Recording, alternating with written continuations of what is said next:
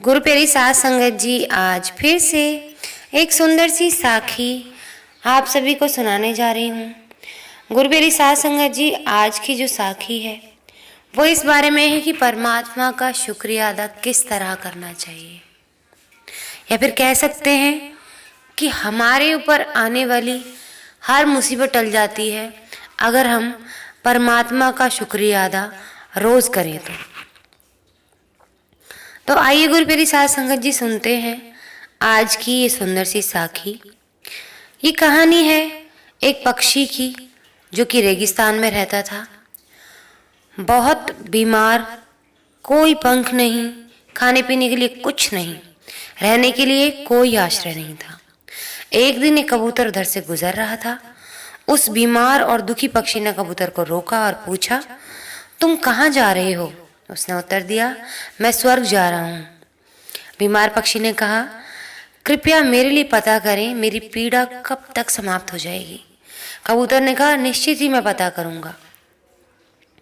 कबूतर ने इतना कहकर बीमार पक्षी से विदा ले ली। कबूतर स्वर्ग पहुंचा और एंट्री गेट यानी प्रवेश द्वार पर देवदूत को बीमार पक्षी का संदेश दिया। देवदूत ने कहा, पक्षी के जीवन में अगले 7 वर्ष तक इसी तरह कष्ट लिखा है, उसे ऐसे ही 7 वर्ष तक कष्ट भोगना पड़ेगा, तब तक उसके जीवन में कोई खुशी नहीं है। कबूतर ने कहा, जब बीमार पक्षी सुनेगा तो वह निराश हो जाएगा, क्या आप इसके लिए कोई उपाय बता सकते हैं? देवदूत ने उत्तर दिया, उससे कहो कि इस वाक्य को हमेशा बोलता रहे, इन सब के लिए भगवान तेरा शुक्रिया। वापसी पर जब वो बीमार पक्षी कबूतर से मिला तो कबूतर ने उस स्वर्गदूत का संदेश उसको दिया। 7-8 दिनों के बाद कबूतर जब फिर से उधर से गुजर रहा था तब उसने देखा कि पक्षी बहुत खुश था। उसके शरीर पर पंख उगाए थे। उस रेगिस्तानी इलाके में एक छोटा सा पौधा लगा हुआ था। वहां पानी का एक छोटा सा तालाब भी बना हुआ था। चिड़िया खुश होकर नाच रही थी। कबूतर हैरान था। देवदूत ने कहा था कि अगले 7 सालों के लिए पक्षी के जीवन में कोई खुशी नहीं होगी। इस सवाल को ध्यान में रखते हुए कबूतर स्वर्ग के द्वार पर देवदूत से मिलने फिर से पहुंच गया। कबूतर ने देवदूत से अपने मन में उठते हुए सवालों का समाधान पूछा तो देवदूत ने कहा, हाँ, ये सच है कि पक्षी की जिंदगी में 7 साल तक कोई खुशी नहीं लिखी थी, लेकिन क्योंकि पक्षी हर स्थिति में इन सब के लिए भगवान तेरा शुक्रिया बोलता रहा, भगवान का शुक्र कर रहा था, इस कारण उसका जीवन बदल गया। जब पक्षी गर्म रेत पर गिर गया था तो उसने कहा, इसके लिए परमात्मा तेरा शुक्रिया। जब ये उड़ नहीं सकता था तो उसने इन सब के लिए भगवान तेरा शुक्रिया कहा। जब उसे प्यास लगी और आसपास पानी न था तो उसने कहा, इन सब के लिए भगवान तेरा शुक्र है। जो भी स्थिति हो, पक्षी दोहराता रहा, इन सब के लिए भगवान तेरा शुक्रिया, और इसलिए 7 साल 7 दिनों में समाप्त हो गए। कितना शक्तिशाली है ये, हमारे जीवन को नया रूप दे सकता है। इसीलिए आभारी रहें और अपने दृष्टिकोण यानी अपने नज़रिए में बदलाव रखें। हमेशा हर चीज़ और हर पल अपने मालिक, अपने सतगुरु का शुक्रगुजार करते रहो। नित मन से उस परमात्मा को याद करते रहो। तो गुरु प्यारी साध संगत जी, अगर हमें भी अपने दुख की घड़ी को छोटा करना है तो सबसे पहले हमें हर दिन हर चीज़ के लिए उस परमपिता परमात्मा का शुक्रिया अदा करना होगा। हम भूल जाते हैं उसका शुक्रिया अदा करना, तो शायद इसी वजह से ही हमें दुख मिलते हैं। खुद सोच के देखो, परमात्मा ने हमें यहाँ भेजने से पहले हर चीज़ को कितनी बारीकी से सोचा, हमें बनाने के लिए हर चीज़ को सोचा।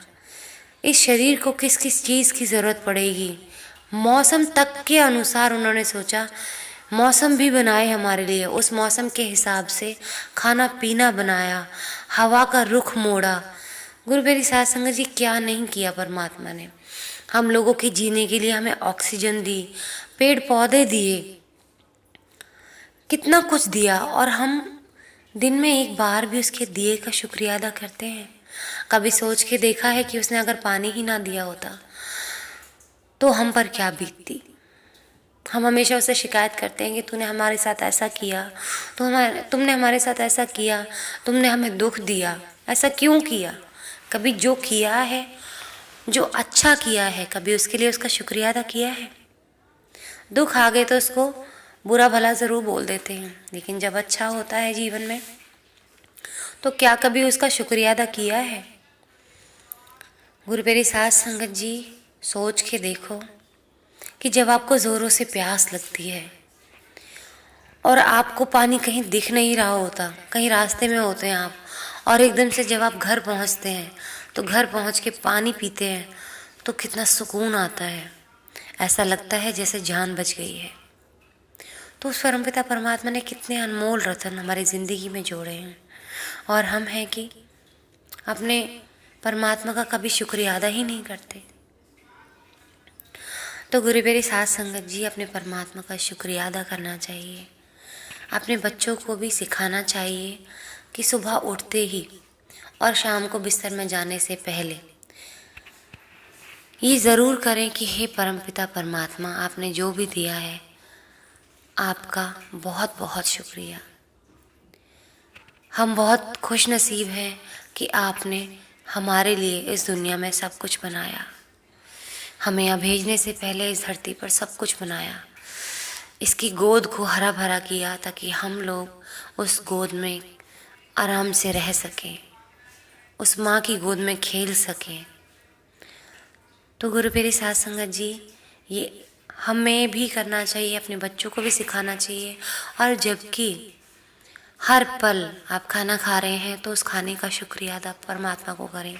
पानी पी रहे हैं तो पानी पीने का भी शुक्रिया अदा करें कि हे परमपिता परमात्मा, आपने मुझे पानी दिया, मेरा नसीब इतना अच्छा है, शायद मैंने कुछ अच्छा कर्म किया होगा जो आपने मुझे पानी नसीब दिया है। उसका शुक्रिया अदा करें। उन लोगों से पूछें जिनको पानी नसीब नहीं है, बेचारे कितने तड़पते हैं वो, और वो दुआएं करते हैं परमात्मा से कि हे परमपिता परमात्मा, हमें एक बूंद पानी दे दे तो हमारी आत्मा तृप्त हो जाएगी। जिन लोगों को खाना नहीं मिला है वो लोग एक टुकड़े के लिए तरसते हैं, तो कभी अन्न का अपमान भी ना करें। साथ के साथ वो लोग कितना तरसते हैं कि काश हमें एक टुकड़ा मिल जाता, पेट भर जाता। मेरी मदर ने खुद एक औरत को खाने के लिए ऐसे तड़पते हुए देखा है कि वो कूड़े में से खाना बीन रही थी, और उस कूड़े में से खाना खा के जब उसको सड़ा हुआ पपीता मिला तो उसको खा के उसने वो गर्दन को ऐसे हिलाया कि ना जाने उसने क्या खा लिया हो। परमात्मा ऐसे दिन किसी को ना दिखाए।